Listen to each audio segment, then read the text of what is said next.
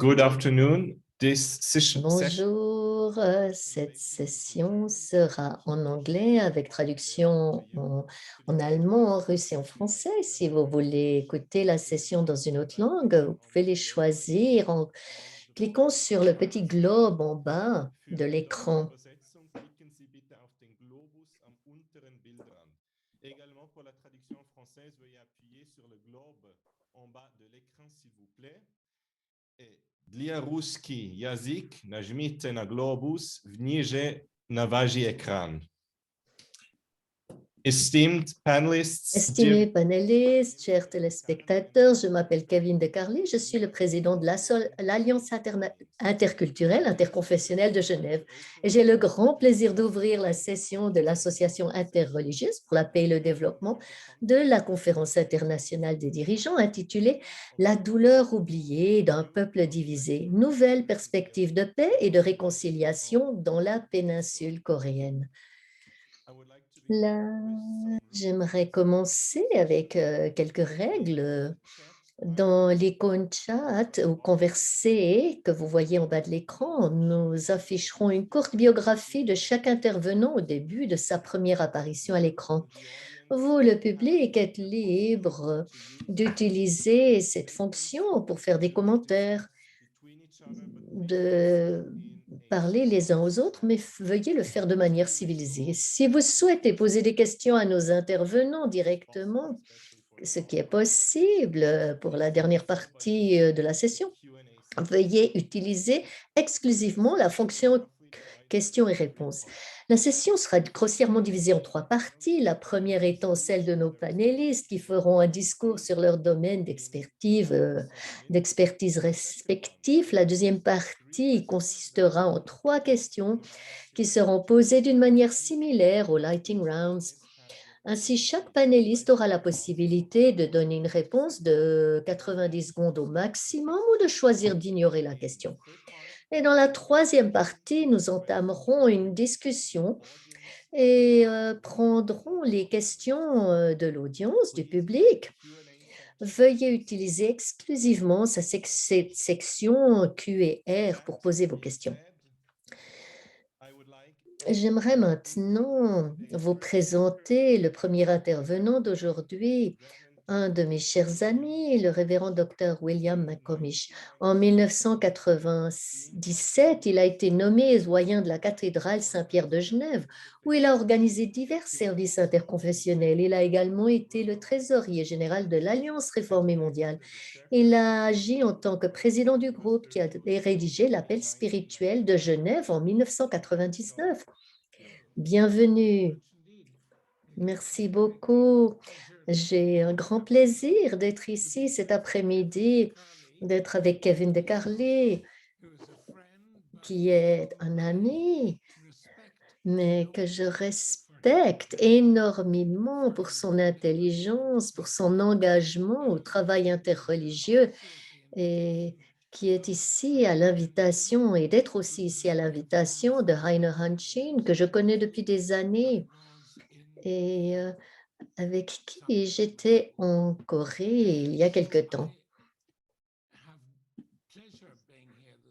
J'ai beaucoup de plaisir à être ici cet après-midi et mon plaisir est mitigé par le fait que je suis inquiet de la situation coréenne, la souffrance du peuple coréen.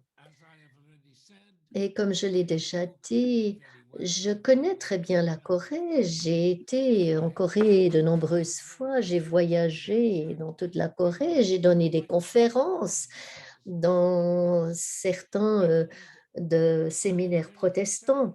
Et je suis inquiet en étant une personne irlandaise qui vient d'un pays divisé. Je suis inquiète de la division actuelle de la Corée qui me préoccupe beaucoup parce que la souffrance du peuple coréen est énorme et le monde a oublié dans une grande mesure les circonstances de la guerre de Corée. Le fait que 2 millions de Coréens sont morts dans cette guerre. Et la manière surréaliste selon laquelle la Corée a été divisée au 38e parallèle par deux colonels américains qui ont utilisé une, euh, une carte qu'ils avaient enlevée du National Geographic. Donc, cette ligne de paix a traversé des villages, a divisé des communautés, des familles. Et puisque les Coréens sont très orientés vers leur famille, ils ont vraiment souffert beaucoup de cette division ridicule de leur pays en deux côtés, oui. Mais la division de la Corée doit également être vue comme un des crimes du XXe siècle, un crime que je mettrais au niveau du génocide des Arméniens. Le bombardement des villes allemandes par les Alliés dans la Deuxième Guerre mondiale et au niveau des massacres au Rwanda, c'est un crime et le monde a en grande partie oublié que c'était un crime. Et je pense que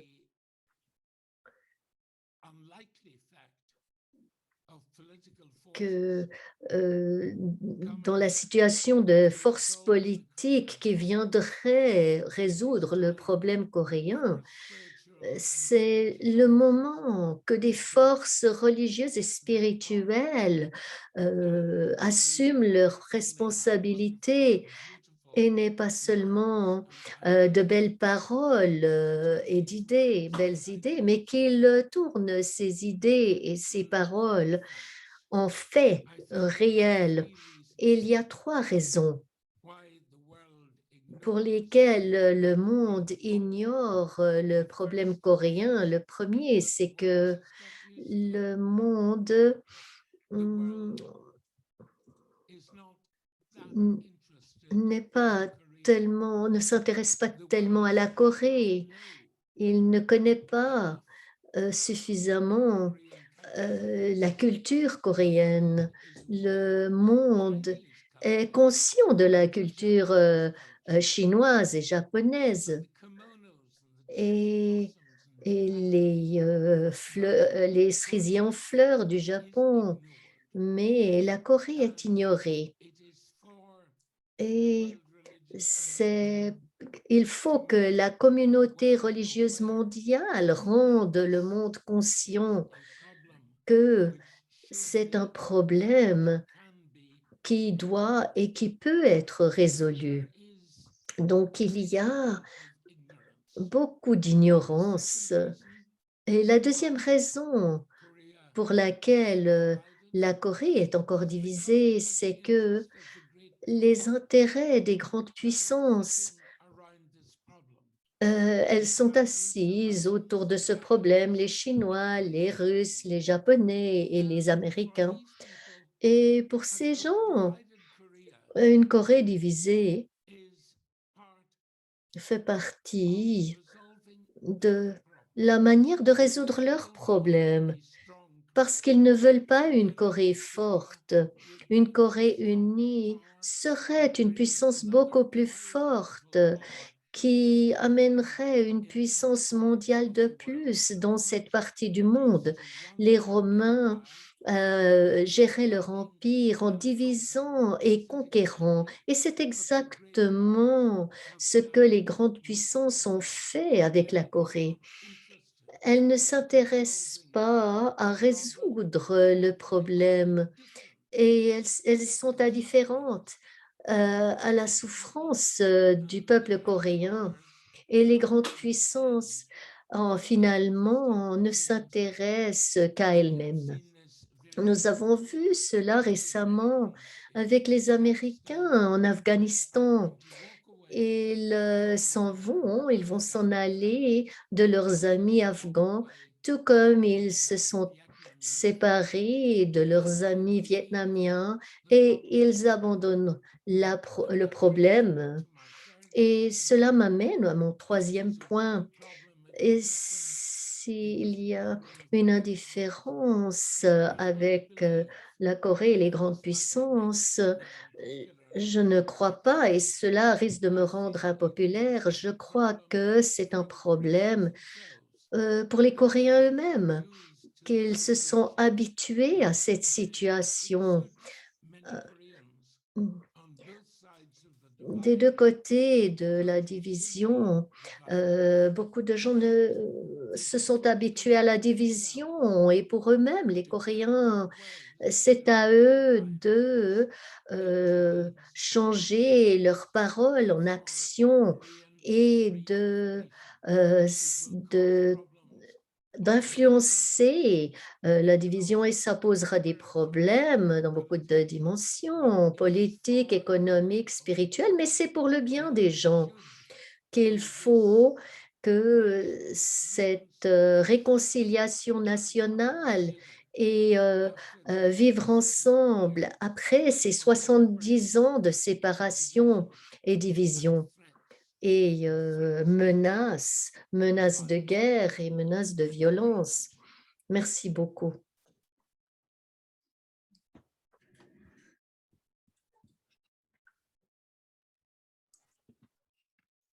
Thank you very much. Merci beaucoup, révérend Macomiche, pour votre parole claire. Vous parlez toujours de manière honnête et avec une précision incomparable. With that being said, I would like to Et introduce maintenant, je vais présenter notre prochaine intervenante. Malheureusement, elle ne peut pas être présente en personne, mais elle nous a envoyé des enregistrements de ses points de vue, que nous puissions les montrer. C'est Batul Subeti. Elle est ingénieure chimiste et elle était ancienne présidente de la Société islamique de l'Université de Birmingham. C'est une activiste politique et militante qui écrit occasionnellement pour des médias internationaux de premier plan tels que Modern Diplomacy et Tehran Times. Et en plus, des plateformes médiatiques confessionnelles comme The Muslim Vibe et son propre blog World Press Stands to Salvation. Par son activisme, elle vise à sensibiliser aux causes profondes de l'injustice dans le monde. La paix soit avec vous tous. Je tiens à remercier les organisateurs de m'avoir invité.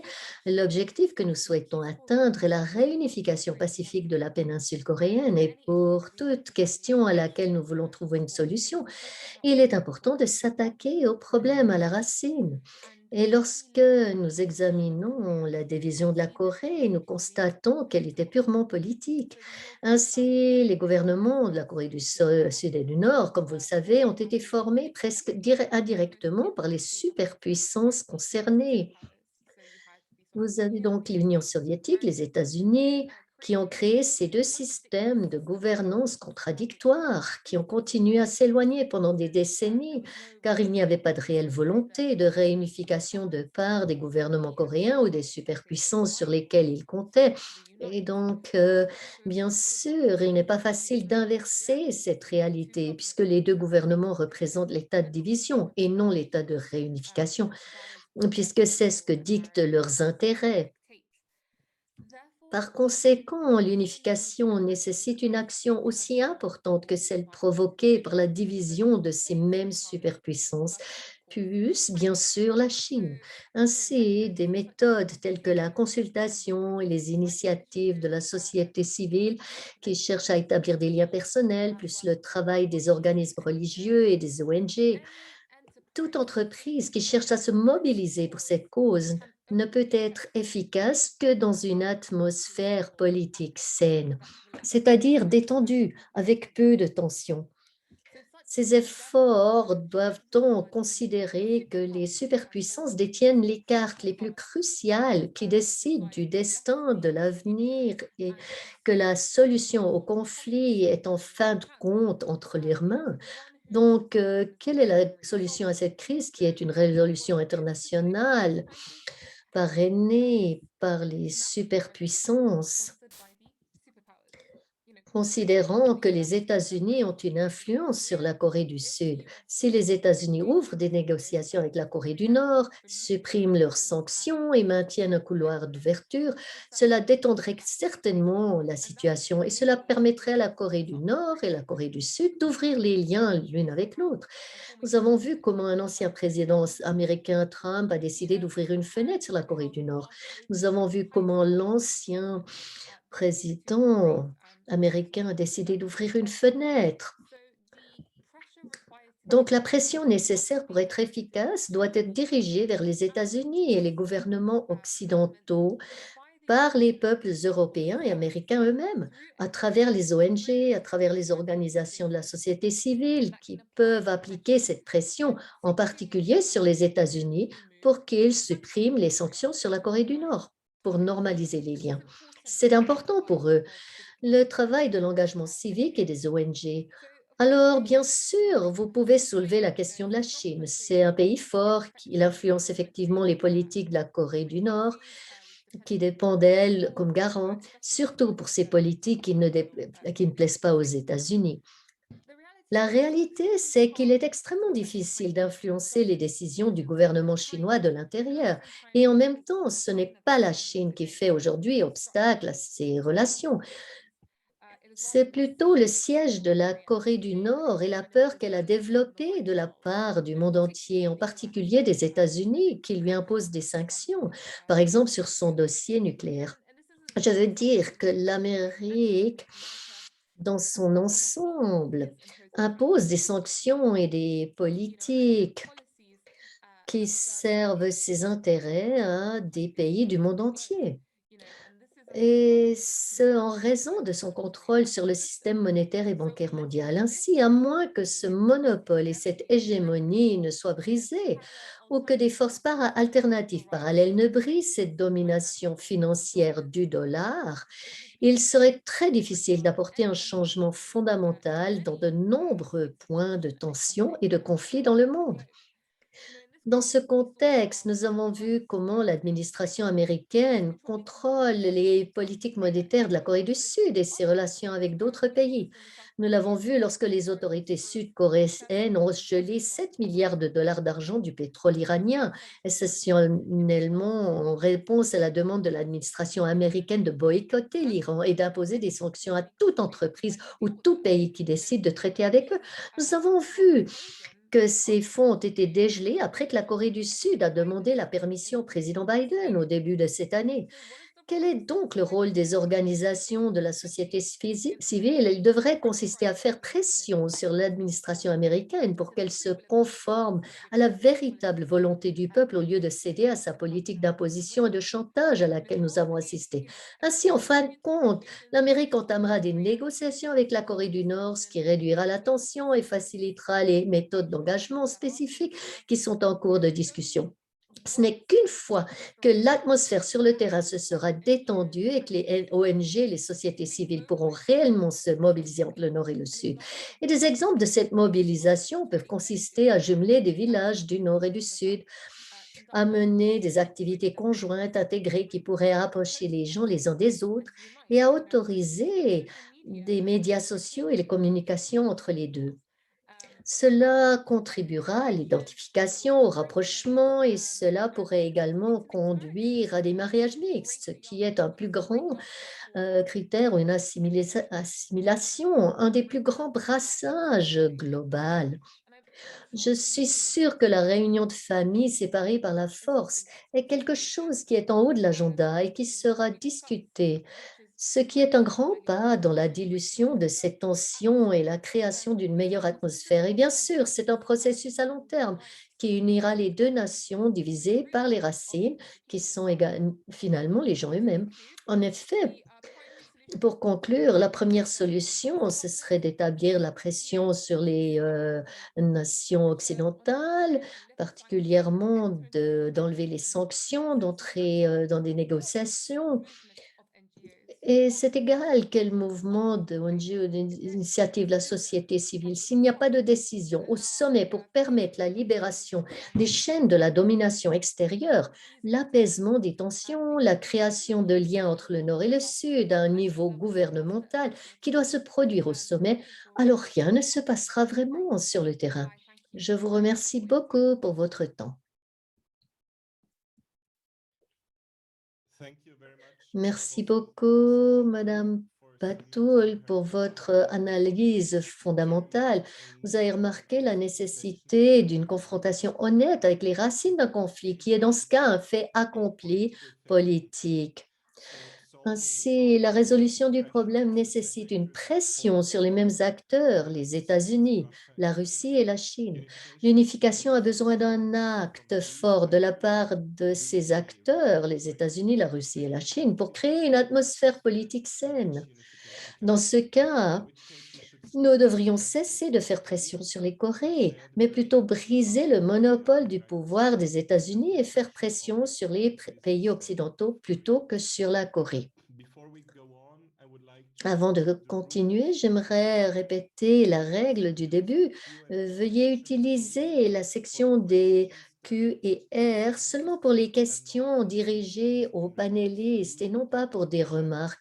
Vous pouvez utiliser converser pour vos remarques. La section des questions et réponses, c'est seulement pour les panélistes. J'ai maintenant l'honneur de présenter notre prochain orateur, l'honorable Jan Figel. C'est un politicien slovaque qui a été impliqué dans les affaires de la Slovaquie et de l'Europe.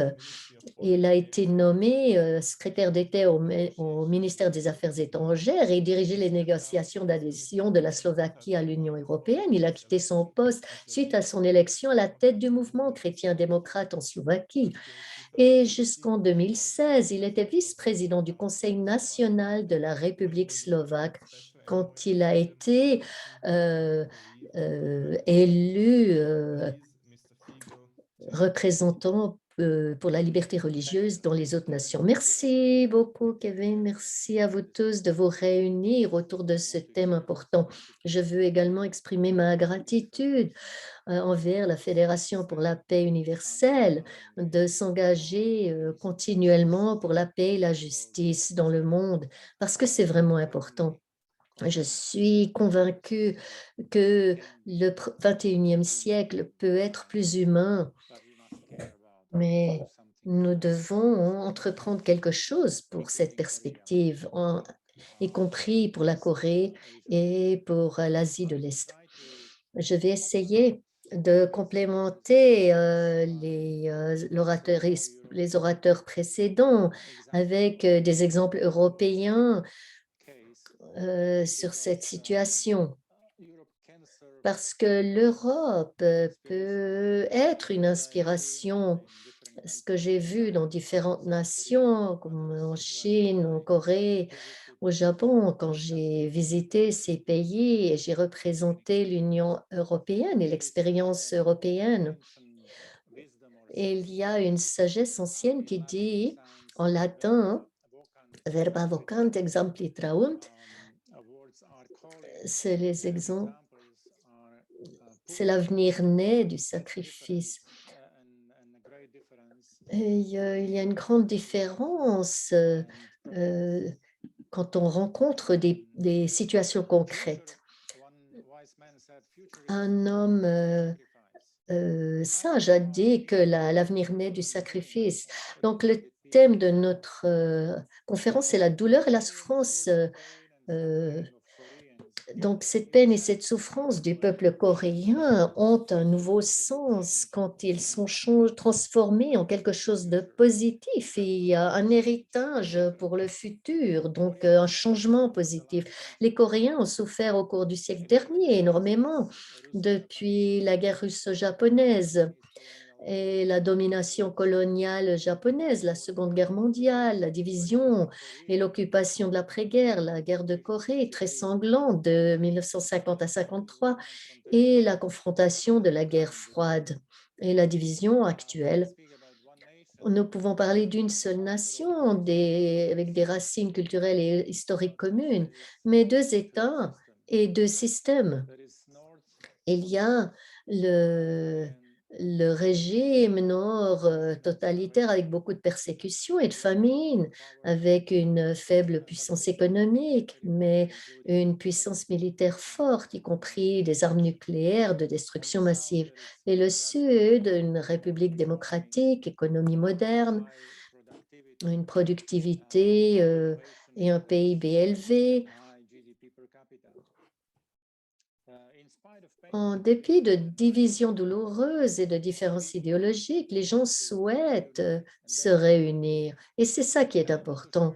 Et je veux partager deux exemples européens parce que ce sont des inspirations, ils sont réels, ils sont pratiques et ils fonctionnent depuis 70 ans.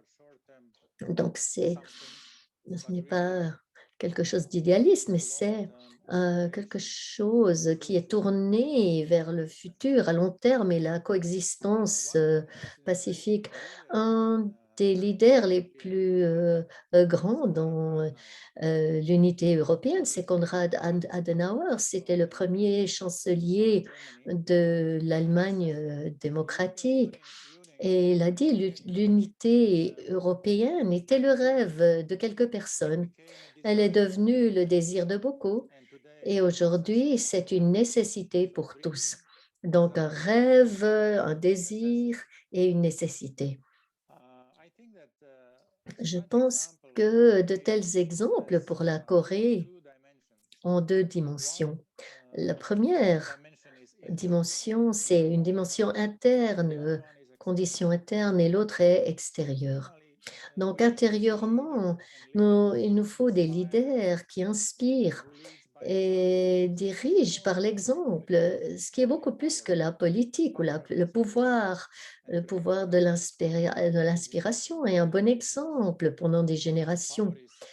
La puissance est la conséquence et c'était le cas de Adenauer ou Robert Schuman, père de l'Europe. Ils représentaient des ennemis traditionnels, mais ils étaient mûrs par leur âge et leurs expériences. Ils connaissaient des familles divisées, des frontières sanglantes. Ils étaient de régions frontalières. Il faut ce genre d'expérience dans le leadership des deux côtés de la Corée. Leur foi était la source de valeurs communes et ça, c'est substantiel. Par exemple, premièrement, la dignité humaine pour tous, pas seulement pour une majorité ou pour une minorité ou pour mon peuple et pas les autres, mais pour tous. Le sens de la justice, la liberté, la responsabilité, la solidarité, et ne pas embrasser la vengeance pour des griefs et atrocités du passé, mais une réconciliation. La relation entre les Allemands et les Français n'était pas en tant que euh, subordination, mais des partenaires égaux, de dignité pour l'autre partenaire. Et l'objectif de la déclaration de Schuman de 1950, ça fait plus de 70 ans. Ça va être 71 ans. C'était très noble, la paix, la coexistence pacifique d'ennemis. Le rêve de ne plus jamais avoir de guerre, de rendre la guerre en Europe impossible, en tout cas entre la France et l'Allemagne. Ça paraissait une illusion, mais lui, il était convaincu de cette vision. Et quel était l'instrument pour atteindre cet objectif? C'était très pratique. C'était la communauté européenne du charbon et de l'acier, l'organisation supranationale et commune. Et pour cette raison, il y avait cette organisation, la communauté européenne du charbon et de l'acier. Il nous faut une vision de paix et de justice pour tous, mais aussi un instrument de solidarité pratique entre les deux parties de la Corée divisée. Et de cette manière, les nations sont partis d'un point commun pour le futur et l'économie, une victoire commune. Ce n'était pas un entraînement linguistique, c'était un concept hein, d'une situation commune à un futur commun. Donc, désintoxication des manuels scolaires, éducation de la nouvelle génération, sans haine, sans idéologie, une approche humaniste, des valeurs humanistes et la réconciliation.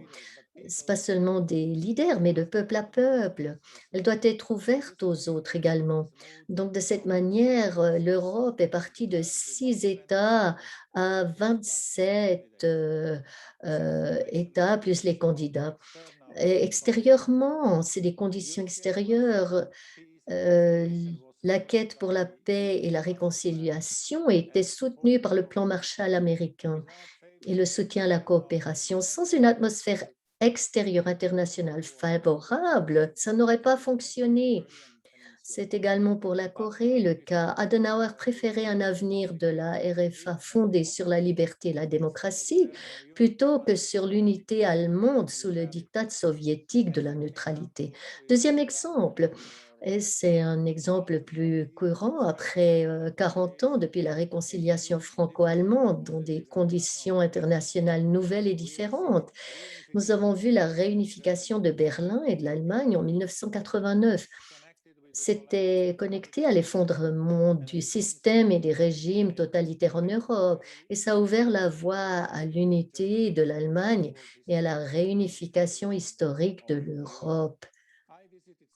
J'ai rendu visite en Corée du Sud en 2018 en tant qu'envoyé spécial de l'Union européenne pour les droits de l'homme. J'ai tenu des réunions avec le gouvernement sur l'objection de conscience, surtout dans un service militaire obligatoire qui était le problème des témoins de Jéhovah. J'ai également participé aux Jeux paralympiques et à la cérémonie des Face Awards de la Fondation internationale pour la liberté religieuse. Il est admirable, malgré les problèmes et les imperfections, de constater à quel point cette partie de la Corée s'est développée. D'un pays colonisé et pauvre de l'après-guerre, elle est devenue une économie moderne et innovante et une société démocratique et libre.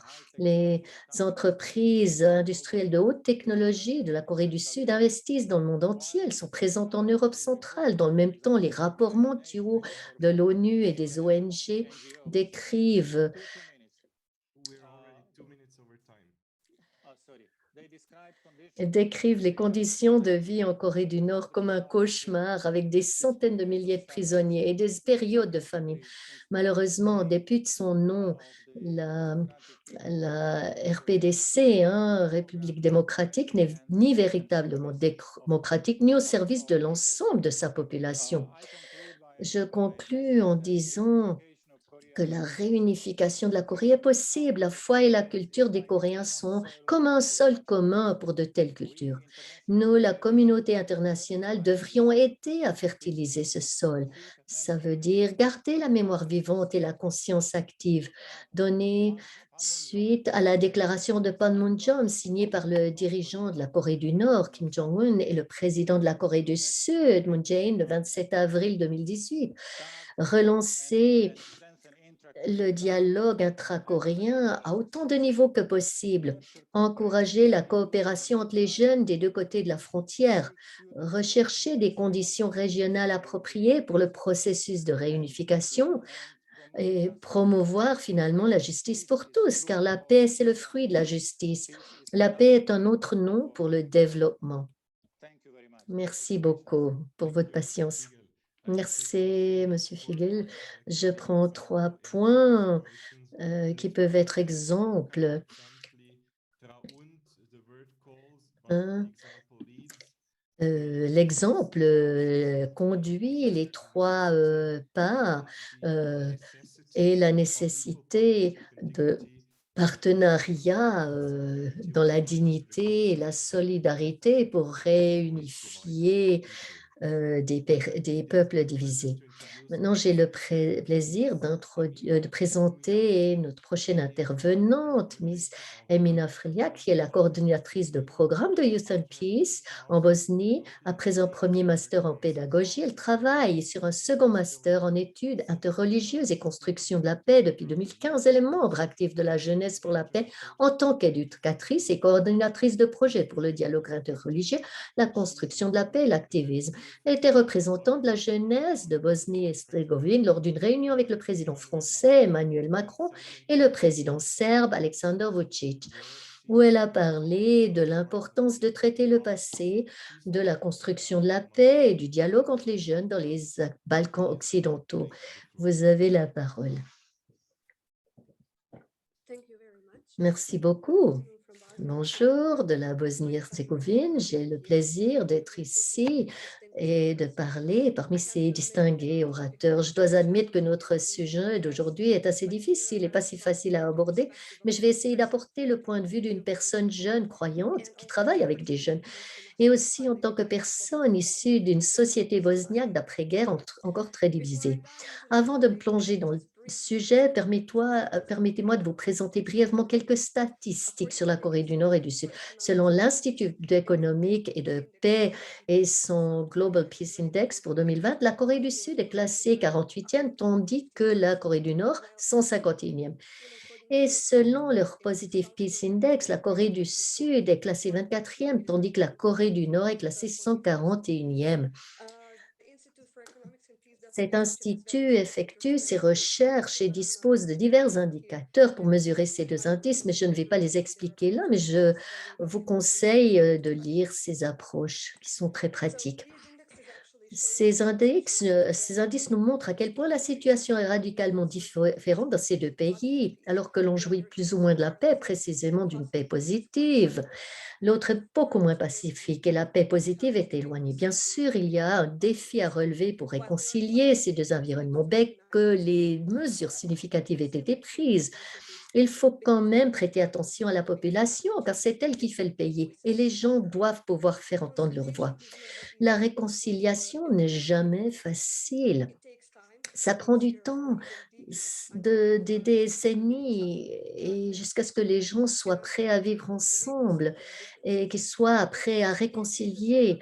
Et la réconciliation ne devrait jamais être imposée. Le mieux qu'on puisse faire, c'est dans la communauté, c'est d'être des médiateurs et de faire partie. Et dans le processus de paix et de réunification, de nombreux éléments doivent être pris en compte puisque la paix négative existe déjà. Il y a beaucoup de violences structurelles et culturelles présentes et notre attention doit être portée là aussi. Il y a ce conflit gelé qui peut s'intensifier et les gens vivent dans une peur constante que quelque chose puisse arriver.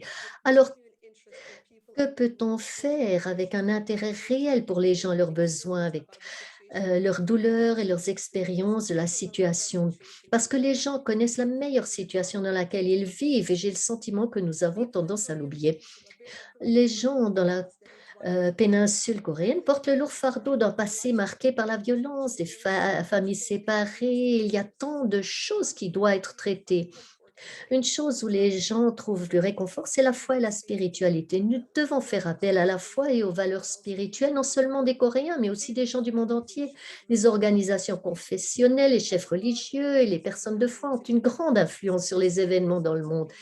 Et cette influence doit donc être utilisée pour le plaidoyer, le lobbying, la sensibilisation et l'éducation. Cette influence doit s'exercer auprès des gouvernements, des groupes et des individus. Le monde devient de plus en plus globalisé et hétérogène.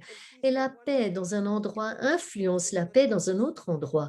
La, la période difficile que nous vivons avec les pandémies, les guerres et les conflits à l'échelle mondiale est le moment de nous demander dans quel genre de lieu et de monde nous voulons vivre et quel genre de monde nous souhaitons à nos voisins. Et dans le monde d'aujourd'hui, nous sommes tous voisins et c'est un groupe qui a toujours dont on a l'impression qu'il est mis de côté. Et je vois un grand potentiel pour les jeunes de les prendre en considération et je ne réfère pas à des personnes comme euh, et les jeunes sont présents, ils sont là, ils ne sont pas dans un distant futur. Et maintenant, j'appelle à un dialogue intergénérationnel puisque ils ont encore les personnes qui ont grandi dans un environnement divisé ont besoin de ces jeunes. J'aimerais conclure avec les paroles de Nelson Mandela qui dit que la réconciliation, c'est un processus spirituel qui demande plus que des choses extérieures. Ça se produit dans le cœur des gens. Thank you, Merci Mrs. beaucoup. Fruliak. You put a strong emphasis on the Vous crucial avez mis peace l'accent reconciliation, sur un accent sur by la paix practicing définie par collaboration, l'absence d'agression multiculturality, est making différente de la paix positive. Vous religious demandez aussi liberation l'intervention de la religion, puisque la paix dans un endroit crée la paix ailleurs, puisque nous sommes tous voisins. Et il ne faut pas oublier d'inclure la jeunesse dans ce processus. Notre dernier intervenant aujourd'hui, c'est le professeur Brian Myers. Il est auteur, professeur d'études internationales à l'université de Dongseo de Busan, en Corée du Sud. Il est né dans le New Jersey, a grandi aux Bermudes, en Afrique du Sud et en Allemagne. Il est titulaire d'un doctorat en études nord-coréennes de l'université de Tübingen en Allemagne. Il dirige actuellement le département des études internationales de l'université de Dongseo en Corée du Sud. En plus d'écrire des critiques littéraires pour le magazine américain The Atlantic, dont il est l'un des rédacteurs, Monsieur Myers rédige régulièrement des articles sur la Corée du Nord pour le New York Times, le Wall Street Journal et des publications universitaires. Il est l'auteur de The Cleanest Race et North Korea's Chuche Myth. Et personnellement, je suis très intéressant à entendre parler de ses découvertes sur la culture nord-coréenne en particulier. Professeur Myers, vous avez la parole. Merci beaucoup.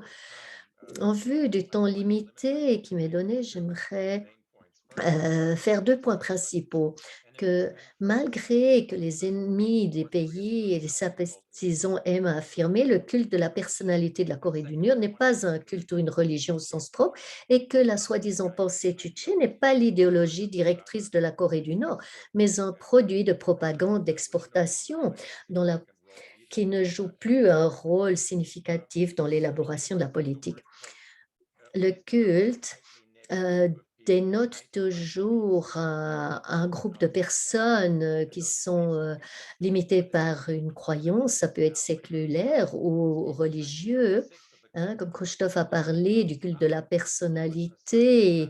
En 1956, il disait que le dictateur jouissait d'un niveau d'adulation incompatible avec le marxisme-léninisme. Il ne s'entendait pas qu'on le vénérait comme un être divin. L'expression culte de la personnalité s'est répandue en Occident pendant la révolution culturelle chinoise, lorsque la dévotion fanatique des gardes rouges aux enseignements de Mao Tse-tung a été largement interprétée à tort par les observateurs étrangers. C'est également ce qui se produit avec en face de la Corée du Nord, qui paraît encore excessive, mais euh, ça a été propagé par une propagande sud-coréenne qui voulait montrer le culte de la personnalité comme une chose religieuse pour rendre les Sud-Coréens religieux encore plus hostiles à la Corée du Nord. Mais les Coréens du Nord n'ont jamais attribué une qualité divine à leur leader et ils lui attribuent beaucoup d'intelligence, mais c'est très clair que leurs leaders sont des êtres humains. Et le régime sud-coréen était conscient de cela, malgré le fait qu'ils ont détourné la réalité. Mais il y a beaucoup d'amis des Coréens du Nord qui ils ont parlé de la légende spirituelle de la Corée du Nord pour montrer, pour permettre au gouvernement Clinton, par exemple, qui a envoyé un négociateur chrétien en Corée du Nord, en affirmant que les, Nord-Coréens étaient spirituels et pouvaient mieux s'entendre avec des, personnes chrétiennes. Donc la propagande coréenne, nord-coréenne n'a jamais, considéré, Kim Il-sung ou Kim Jong-un ou Kim Jong-il comme des êtres divins et ses slogans, c'est comme les slogans léninistes en, Union soviétique. Je sais que certains disent que ça démontre une dimension transcendantale dans notre vie. La deuxième chose que je veux dire, c'est que la Corée du Nord, cette idéologie tchétchène ne guide pas la Corée du Nord. Il faut démystifier la pensée tchétchène. Il y a des pensées qui ont été propagées en relation avec ce mot. Tchutché veut dire le sujet et sujet peut être un mot qui confond, mais en allemand, c'est un sens très précis. Quand on dit le sujet dans une discussion philosophique allemande, et c'est le sens dans lequel les Japonais ont formé le mot chutai, sujet, qui est devenu chuché. Cela veut dire une pensée subjective qui est très facile à comprendre. Il ne s'agit de rien de mystique ou de religieux en soi. En commençant dans les années 1960, l'économie nord-coréenne a lâché du lest par rapport à celle de la Corée du Sud et se sont fait euh, et beaucoup d'alliés qu'ils avaient se sont alignés avec la Corée du Sud. Et la Corée du Nord a donc commencé à présenter sa pensée subjective comme une idéologie unique d'humanisme international qui pourrait inspirer des pays en voie de développement du monde entier. Et les textes qui ont mis cette idéologie en évidence étaient banals et ils auraient dû montrer que la vraie fonction de cette propagande était à blâmer. Donc, cette pensée subjective, c'est que l'homme est le maître, qui est très normal depuis la Renaissance dans le monde occidental.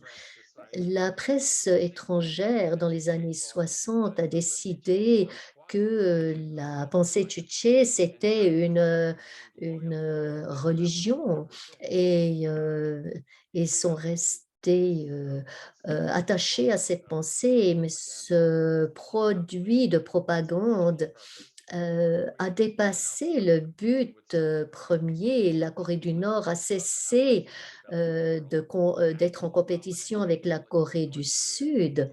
L'idéologie de la Corée du Nord, c'est l'ultranationalisme militarisé, qui est une politique militarisée.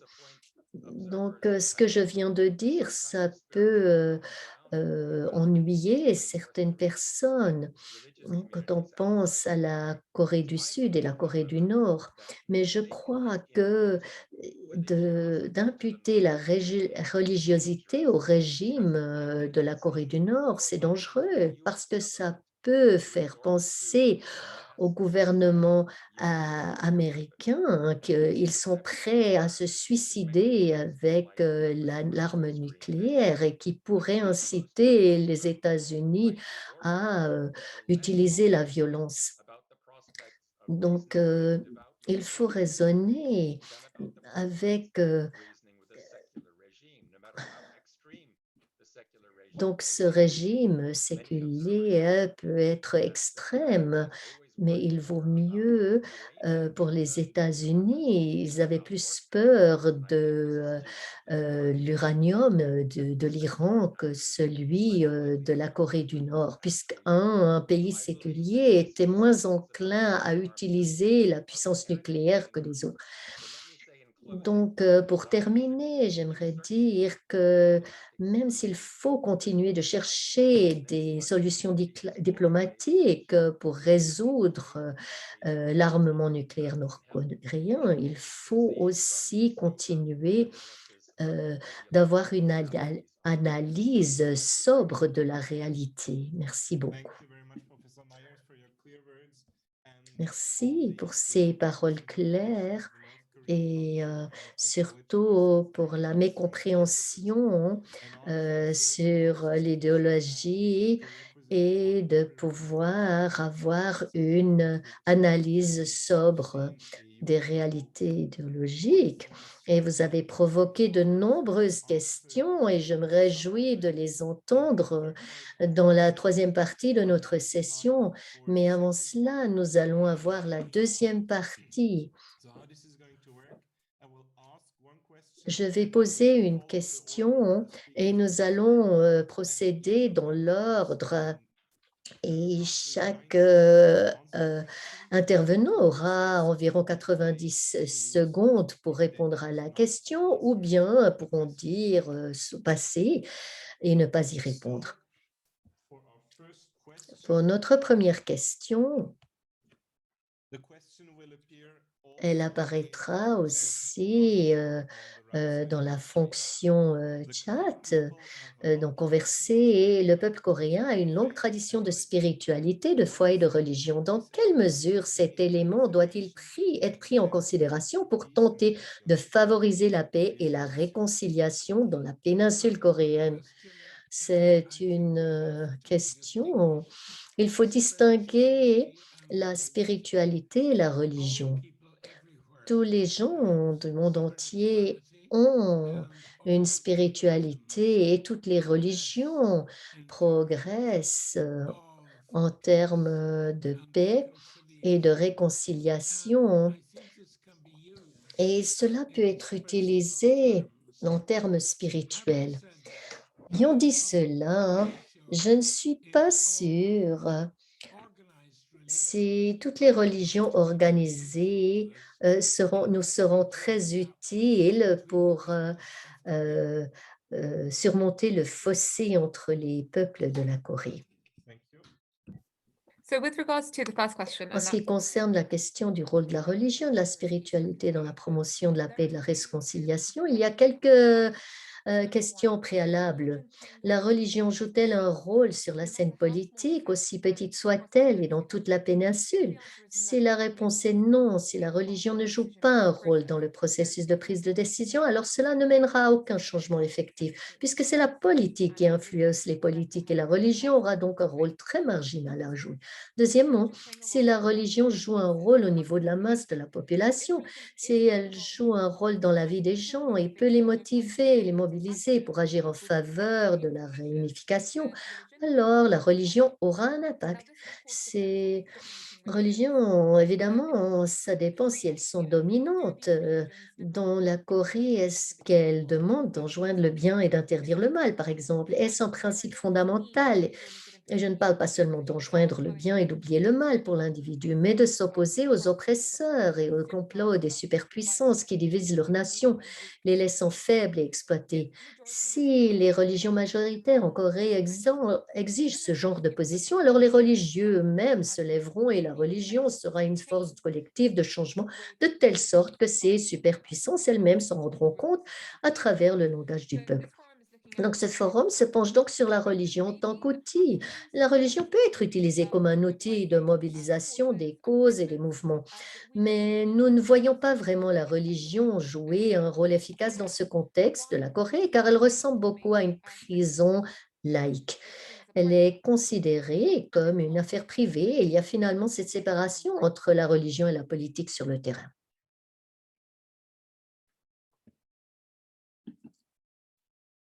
Unmute, yeah. Thank you.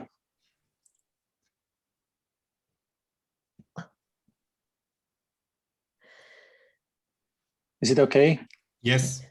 I'm sure that faith and spirituality play La foi et la spiritualité jouent un rôle important dans la vie des êtres humains, mais aussi des communautés. Et c'était le cas dans l'Europe, les exemples que j'ai mentionnés. Parce que la foi et la spiritualité, les convictions sont la source de l'éthique, de l'orientation, des vues, des visions du monde, qui est source de valeurs. Et cette unité entre gens, c'est la valeur, comme la dignité humaine, la justice, la solidarité, l'égalité. Ce sont des expressions universelles d'une vie digne. Et ce désir pour la liberté et la dignité, c'est dans le cœur de tout le monde. Nelson Mandela était un bon exemple qui a été mis en évidence par Emina, et c'est aussi pour la Corée.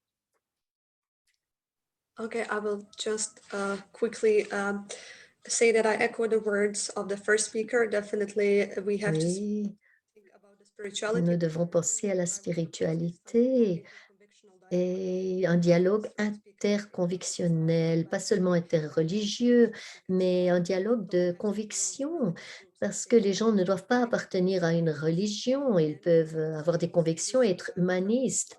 Et dans ces termes, il faut aussi en parler. Le dialogue interreligieux n'est pas seulement pour les gens qui sont religieux, parce que c'est ce qui crée un dialogue entre les gens, est ce qui est le but du dialogue, de comprendre l'autre côté des gens.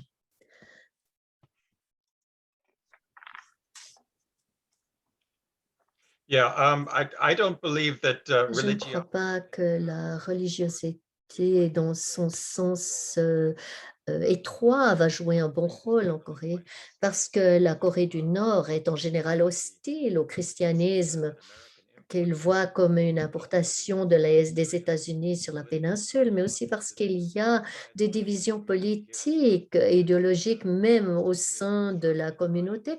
La communauté protestante est divisée entre différents groupes, et l'Église catholique est surtout à gauche, et les bouddhistes sont aussi guidés par des factions qu'on ne voit pas dans d'autres pays, et je suis un peu sceptique dans la réconciliation allemande, c'est allé plus rapidement sans composante religieuse. Merci. Thank you very much. With this, Merci beaucoup. Nous allons passer à la deuxième question. Le rôle de la religion pour la réconciliation est-elle uniquement valable pour les personnes vivant dans une partie de la péninsule, ou y a-t-il une manière de le rendre pertinent pour tous les Coréens? Je crois que la religion est importante pour tout le monde, qu'on soit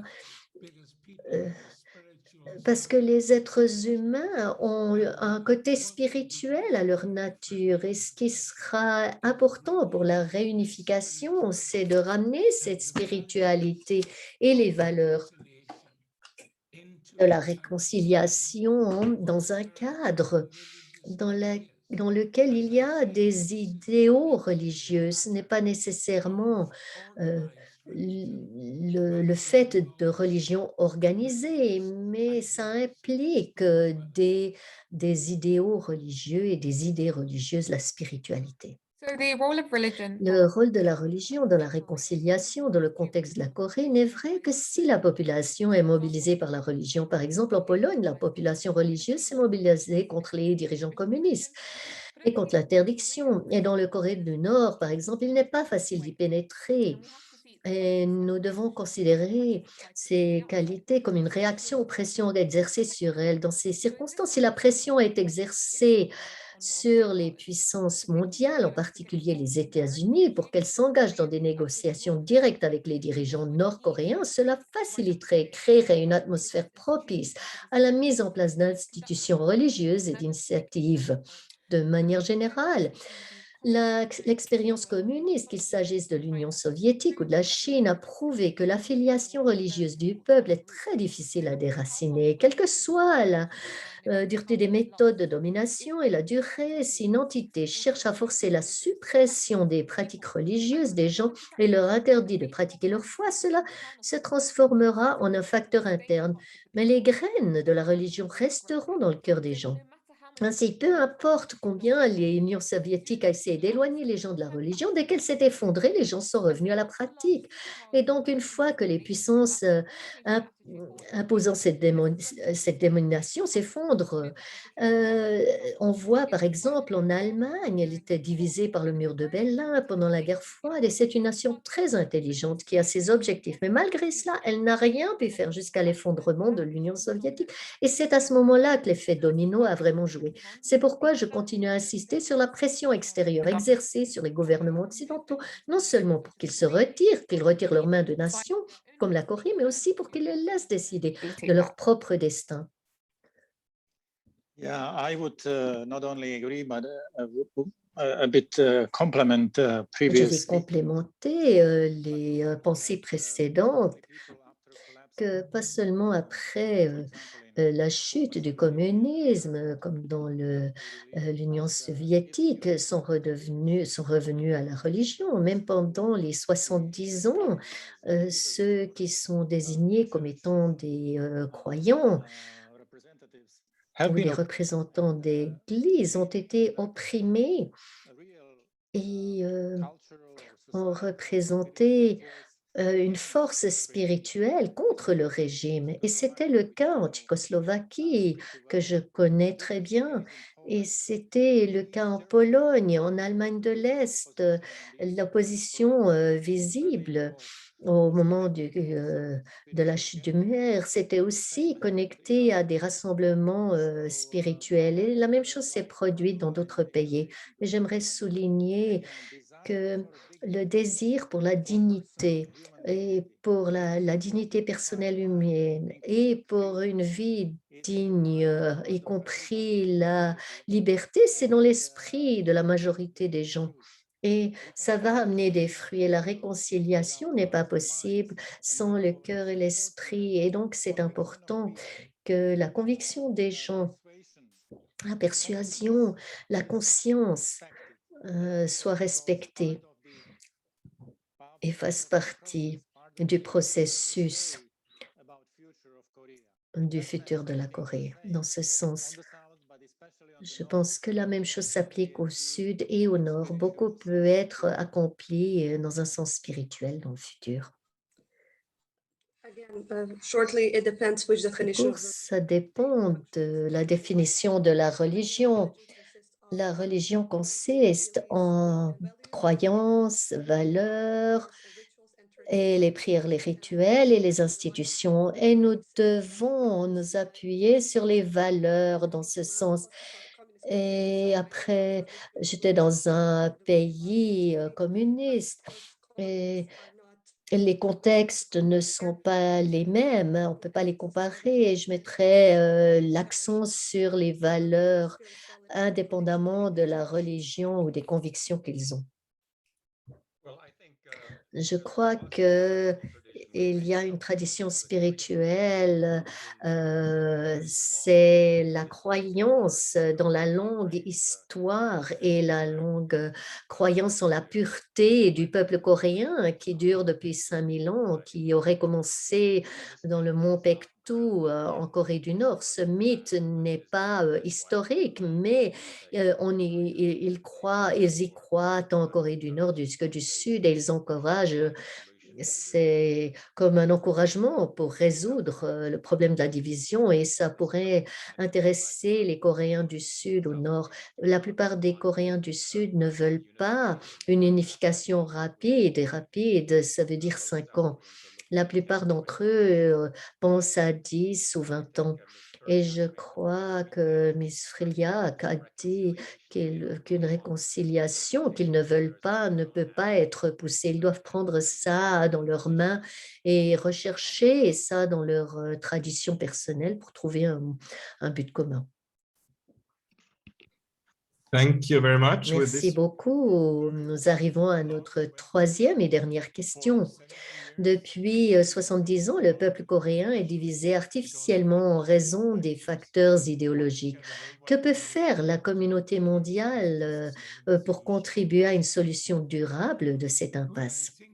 Je pense que un des problèmes mentionnés par le professeur Myers, c'est qu'il y a beaucoup de protestants à la droite qui sont très puissants et ces groupes ont des liens avec des groupes religieux et politiques de droite aux États-Unis et ailleurs. Et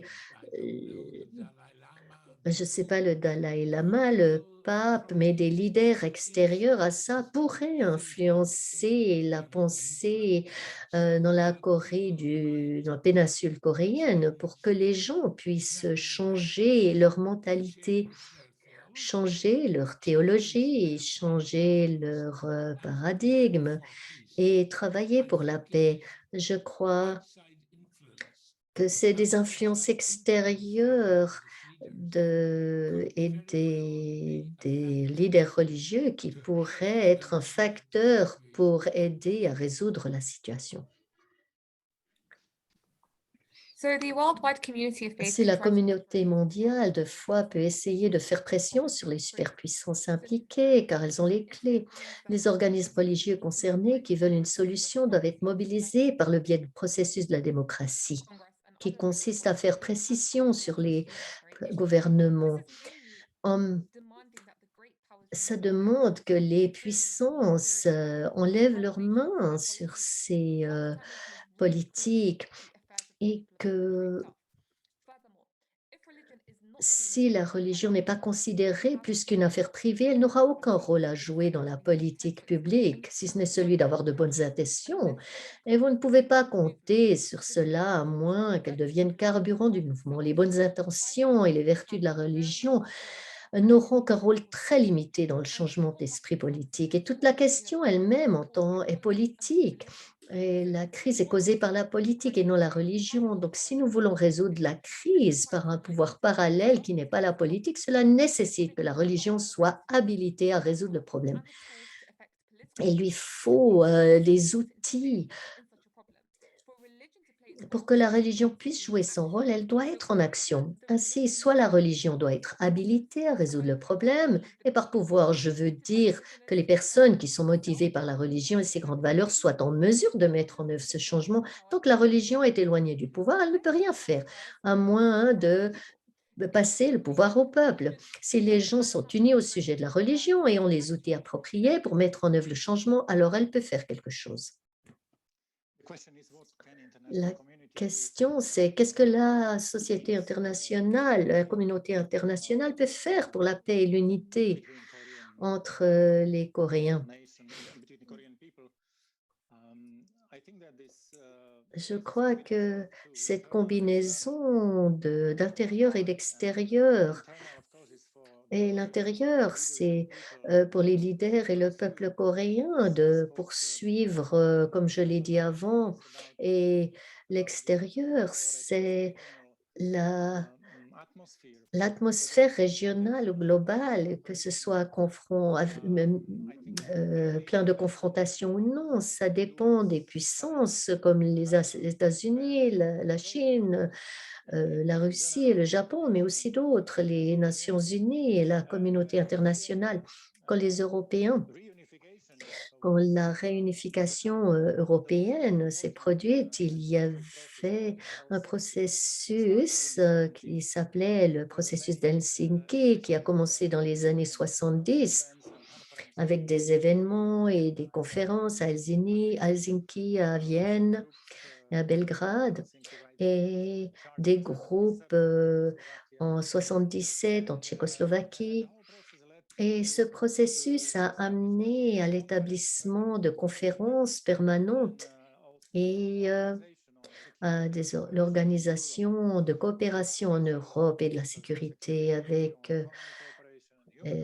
donc avec l'accent sur les droits humains et l'économie et la sécurité. Et c'était un processus qui a amené à une coopération réelle et à la chute du bloc totalitaire. Et quelque chose de semblable doit se produire en Asie de l'Est pour les Coréens.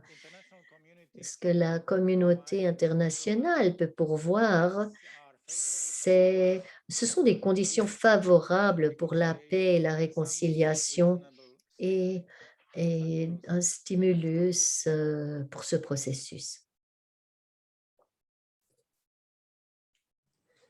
Okay, again, shortly, during the 60s, theories were Pendant actually les 60, les théories, but religion made a euh, great comeback. So, la religion a eu un grand impact et pendant l'histoire, la religion a été la cause de conflits, mais aussi de paix. Donc, la communauté mondiale et les religions ont une influence et ce qu'elle peut faire, c'est du lobby, c'est aussi de parler pour le peuple coréen, pour les organisations, les gouvernements et ne pas se taire. Les Coréens eux-mêmes ont tendance à être emphatiques en disant que c'est leurs affaires et qu'ils ne veulent pas que des puissances étrangères s'immiscent dans leurs affaires. C'est répété dans les déclarations, dans les sommets intercoréens. Et peut-être que la meilleure des choses que la communauté religieuse internationale peut faire, c'est encourager les deux Corées à commencer par des mesures humanitaires au lieu de se focaliser sur des projets énormes comme le train ou des autoroutes ou l'union ou bien une possibilité d'unification, parce que ces grandes paroles ne mènent à rien. Ils devraient essayer de mettre en œuvre des petites choses comme ce que l'Allemagne faisait déjà dans les années 60.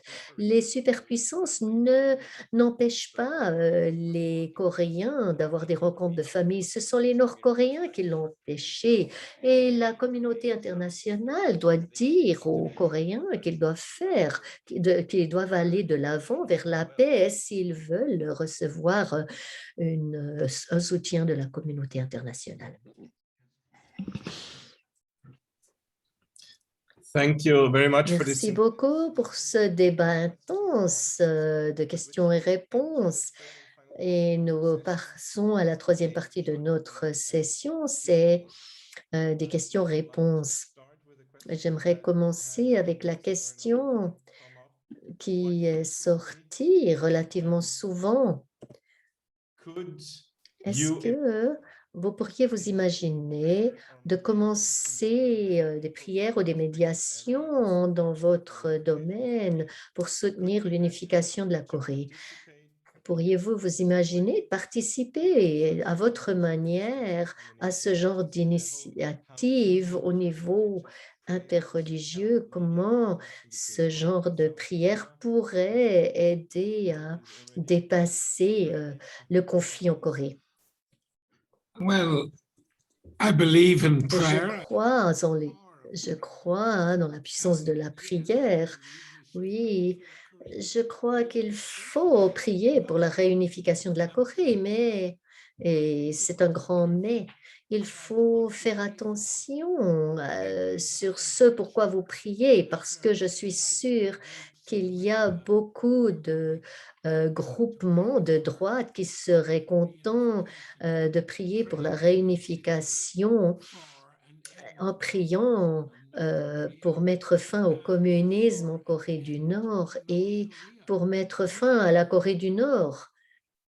Only going to Nous, have effective nous aurons seulement une prière efficace si nous prions pour une compréhension augmentée et plus d'humanitarisme et plus de justice et plus de dialogue the possibility et la possibilité de voir un futur commun ensemble.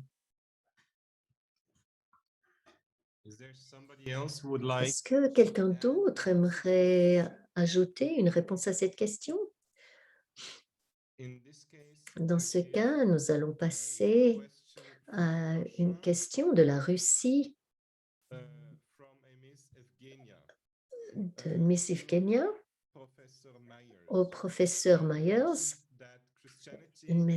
Vous avez mentionné que le christianisme est considéré comme une importation des États-Unis, mais est-ce que, en fait, en ce moment, il y a une grande influence de la culture sud-coréenne dans la culture américaine, par exemple, dans la musique, à la télé, dans la manière de se vêtir, en particulier ce style Gangnam de danse. Donc, c'est une influence mutuelle. Qu'en pensez-vous? Je ne comprends pas la question. Donc, il y a d'une part la religion qui a influencé la Corée, mais en même temps, il y a l'influence de la culture vers les États-Unis. Est-ce qu'il y a un déséquilibre entre ces deux dans la compréhension du conflit? Est-ce que ça nous empêche de comprendre le conflit? Ça nous expose naturellement à s'exposer plus à la perspective sud-coréenne plutôt que comment les Nord-Coréens voient les choses. Et l'influence grandissante de K-pop et à l'Occident et de l'Occident sur la Corée du Sud, ce sont des facteurs qui encouragent ou qui découragent les Nord-Coréens à faire confiance aux Sud-Coréens. Ils les voient contaminés par les influences occidentales et ils encouragent les Sud-Coréens à se séparer de ces choses et à, à empêcher les mariages interraciaux. Donc, dans ce sens, je ne pense pas que ça contribue grandement, mais je n'y vois pas non plus un obstacle significatif. Merci. Une question dirigée à M. Figel. Comment l'Union européenne a commencé ce plan martial pour unifier la Corée du Nord et la Corée du Sud? Comme vous l'avez dit, c'était important pour l'Europe après la guerre du monde. Est-ce que ce même genre de projet pourrait être lancé en Corée? I wouldn't say it's Je ne dirais pas que c'est semblable, mais bien sûr, il y a des ressemblances. J'en ai mentionné quelques-unes. La guerre, la division, les frontières sanglantes, mais la recherche de la paix, pas seulement l'armistice, la réconciliation et vivre ensemble, pas seulement exister ensemble l'un près de l'autre, mais vraiment vivre ensemble dans un sens plus profond du terme. Et j'ai l'expérience de l'exemple européen, comme il avance, comme il est reçu dans les différentes parties du monde. Et je suis sûre que la péninsule coréenne, en temps voulu, deviendra le thème d'un tel plan de réflexion. Il faut que ce soit aussi un instrument de solidarité pratique, pas seulement de belles paroles ou rêves, mais quelque chose de pratique pour les gens qu'ils vivent ensemble sans la division, avec une connexion plus proche et la réunification et la communauté. Et de telles tendances de développement Et je ne veux pas parler pour quelqu'un d'autre, mais l'Union européenne, comme donateur pour le monde et comme un groupe qui respecte les droits humains et la coopération internationale, je crois que un processus serait en faveur d'être soutenu par l'Union européenne parce qu'en temps de globalisation et d'interdépendance, soit nous importons des problèmes et des atrocités, une vague d'immigration forcée, ou alors nous promouvons une coexistence pacifique et un modèle d'intégration qui soit réel et non pas théorique. Et l'Europe, avec la combinaison des États membres, qui veut aussi dire des pays autonomes et une communauté avec une... Et c'est un bon modèle à étudier et quelque chose peut être copié. Nous pourrions repayer ce que nous avons reçu en soutenant par un plan Marshall pour partager avec les Coréens. Merci beaucoup. Encore une question pour Madame Friac. Comme nous avons entendu, M. Myers a mentionné que les Sud-Coréens pensent à 10 ou 15 ans pour se réunifier. Cela permet à beaucoup de projets de jeunes d'avoir lieu. Est-ce que vous avez des projets que vous aimeriez proposer pour surmonter le problème et encourager le dialogue entre les jeunes du Nord et du Sud ou entre les Coréens et les Européens? Merci pour cette question. C'est sûr que certains projets de l'Europe et de la Corée seraient bien, mais très souvent, que beaucoup d'efforts et de temps devraient être investis à cause des restrictions de voyage.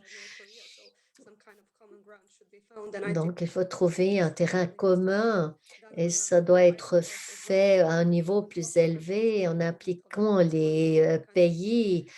Un autre point, c'est que la première chose serait d'élever la conscience des Européens, de s'intéresser à ce qui se produit ailleurs, en Corée et ailleurs. L'Europe, c'est encore l'endroit le plus pacifique du monde et les Européens n'ont pas cette expérience de ne pas vivre en paix. Et il faut d'abord changer ce point de vue et que les Européens s'intéressent aux autres et ensuite encourager cet échange pour ouvrir les perspectives. Avant de terminer avec les remarques finales, il y a encore une question à professeur Myers. Il y a un terme qui se réfère à Pyongyang, comme la Jérusalem de l'Est. Pourriez-vous dire d'où vient cette idée? Est-ce que c'est une propagande ou est-ce qu'il y a un agenda caché derrière cette idée? Il n'y a pas d'agenda caché derrière ça. Ça vient de la réalité historique. Pyongyang, c'était un endroit où beaucoup de missionnaires américains étaient présents à Pyongyang et ça avait la réputation à cette époque d'être une ville cosmopolite et occidentale plus que Séoul. Et c'est quelque chose que beaucoup de personnes religieuses gardent en mémoire. Et puis en Corée du Sud, ils ont maintenu cette compréhension, mais ce n'est pas un terme que les Coréens du Nord aiment utiliser. Merci beaucoup. Avec ça, nous allons atteindre la fin de notre session, mais avant de conclure notre après-midi, j'aimerais vous présenter Rainer Hanshin, qui est le coordinateur de l'AIPD pour l'Europe et le Moyen-Orient et le directeur du bureau de l'AFPE pour les relations avec les Nations Unies à Genève, pour une remarque finale. Merci. Good afternoon, everyone. Bonjour, je suis enrichi par ce webinaire et je remercie tous ceux qui ont contribué avec des perspectives et des orateurs incroyables. En tant qu'architecte, en tant que l'un des architectes de cette rencontre, je suis heureux d'avoir eu l'élément intergénérationnel. Je pense une association interreligieuse pour la paix et le développement, une association de la Fédération pour la paix universelle qui est spécialisée dans des perspectives religieuses et voir dans quelle mesure la foi peut contribuer. Pouvez-vous demander pourquoi on fait une telle rencontre? Cette rencontre nous a montré pourquoi c'est important d'inclure les perspectives diverses et aussi de faire une perspective plus large qui comprend les femmes, les leaders religieux, des politiciens. Et franchement, je ne pourrais pas imaginer faire un groupe de seulement de leaders religieux, comme Révérend Macomish en a parlé. On parlerait des différentes foi, mais ça n'a rien à voir avec la question coréenne. Il nous faut des faits. Et il nous faut aussi croire qu'il y a une solution qui est possible. Et il nous faut l'énergie des jeunes et l'énergie et les idées de jeunes femmes qui ont certainement beaucoup à contribuer et à offrir. Comme Madame Batoul et Friac. Donc, j'aimerais juste mentionner pour conclure que c'est un thème important dans ce monde interconnecté de parler au sein de cette approche de l'association interreligieuse qu'il faut un échange interdisciplinaire pour lorsqu'on parle de problèmes de la Corée, il faut avoir une perspective large et amener aussi des idées des communautés de foi et aussi la culture. Et un autre point, c'est quand nous voyons des leaders religieux, la ressource que nous voyons qu'ils peuvent amener pour résoudre le problème, par exemple, en Afrique du Sud, et amener des changements décisifs. Ce genre d'éléments qui n'essayent pas seulement de qualifier le bureau comme mauvais et la victime comme bonne, mais essayer de comprendre comment amener les deux côtés à se parler et à s'unir. Et ça, c'est un aspect important aussi. Les fondateurs de la FPE, ils ont mis l'accent sur l'inclusion des leaders confessionnels dans les affaires du monde. Et Sun Myung Moon a proposé un conseil interreligieux au sein des Nations Unies qui pourrait être vu comme une raison pour laquelle on fait ce genre d'événement. La Fédération pour la paix universelle veut montrer aux Nations unies que tous les partenaires doivent être impliqués pour avoir un rapprochement pacifique sur la péninsule coréenne. et en tenant compte que le représentant principal de l'ONU n'existe pas en Asie, alors que 2 tiers de la population mondiale vit en Asie. Toutes les représentations se retrouvent en Occident et en Afrique. Donc, il faudrait qu'une 5e ONU pourrait être placée dans la zone démilitarisée. Et pourquoi pas pour attirer l'attention sur la péninsule coréenne comme un parc de la paix dans la DMZ, ou toutes sortes de possibilités avec des conférences sur le désarmement, des études de paix, l'harmonie interreligieuse et ce genre d'études. Nous avons besoin de nouvelles idées et d'innovation et de cette manière, un mouvement pourrait être créé pour parler de cette question. Je ne veux pas continuer. J'aimerais vous remercier tous pour votre contribution précieuse. Et je rends la parole à Kevin. Merci beaucoup. Il y a encore une remarque de clôture. Donc, je demande à chacun, après la parole de clôture, de rester et faire une photo. Donc, nous arrivons à la fin de notre panel sur les nouvelles perspectives de paix et de réconciliation de la péninsule. Nous avons été honorés d'avoir eu un débat aussi intéressant avec nos intervenants et les idées qu'ils ont partagées. Merci beaucoup à tous. Je tiens également à remercier notre équipe technique et de traduction qui a travaillé dans l'ombre pour rendre cet événement possible. Ils sont trop souvent oubliés. Et enfin, et surtout, merci à vous derrière les écrans, notre audience, pour votre intérêt et votre attention. J'espère que vous avez trouvé cette session inspirante et que vous partagerez avec vos voisins les connaissances que vous avez acquises aujourd'hui et surtout après que vous soyez actifs vous-même avec dignité et compassion pour un monde pacifique. Et merci, au revoir. Goodbye. Bye.